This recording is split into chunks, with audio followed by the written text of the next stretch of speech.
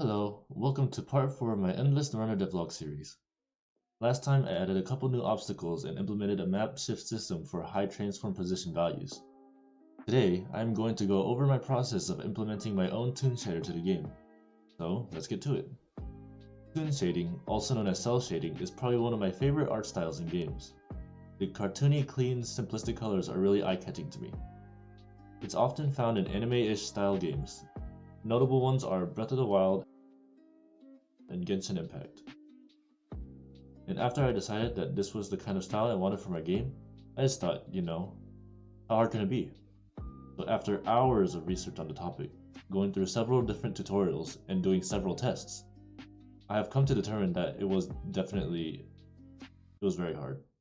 Well, given that this was going to be my introduction into shaders, I definitely could have worked my way up and took in information slowly, but I just decided to face the bullet head on. And with the way that I wanted to learn, I didn't want to just copy some tutorial without at least half understanding what was going on.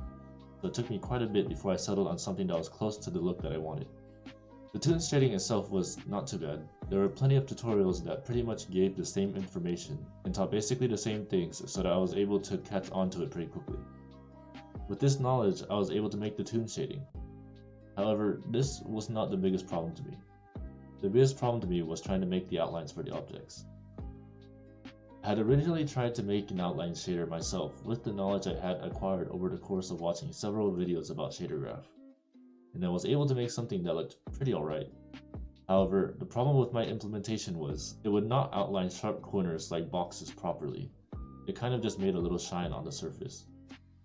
So, after staring at my failed attempt for some hours, I decided to look up how to do outlines. I then fell into this rabbit hole about edge detection, which glossed over various methods for outlines including depth discontinuity, color discontinuity, and normal vector orientations, which I kind of understand the concept of them now, but the whole inflow of information at the time to a noob like me was just too much. So I ended up following an outlines tutorial made by YouTuber Ned Makes Games. He has made many game dev tutorials that helped me, especially about toon shading and outlines. And finally, after hours of research and tutorials, this is what it looks like.